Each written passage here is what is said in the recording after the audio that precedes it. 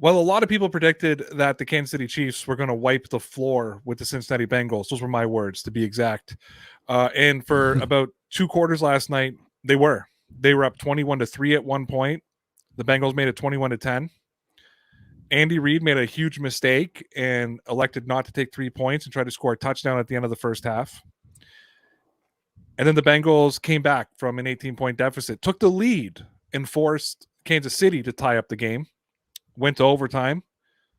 The Chiefs won the toss. Patrick Mahomes threw an interception, but it was dropped by Eli Apple.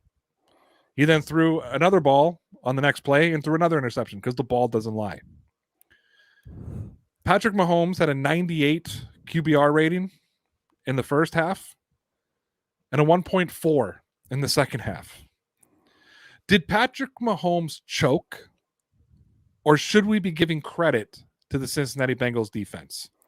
Well, I think one of the things you got to take a look at when you start talking about a choke versus the Cincinnati Bengals defense, if you look at the statistics for the season for the Cincinnati Bengals, the third quarter was their lowest scoring output of any offense that has faced the Bengals this year. So, and the fourth quarter was when they let up the least amount of yards per any quarter in the NFL.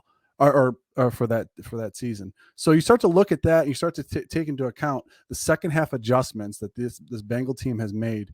One of those being only to rush 3 and play 8 in coverage on Patrick Mahomes, maybe filling in 1 or 2 of those zones that were open in the first half. So the fact that they were able to make those adjustments and the lack of the Kansas City offense to adjust to those, I think played a combination role in Mahomes trying to find a way to try to play this game.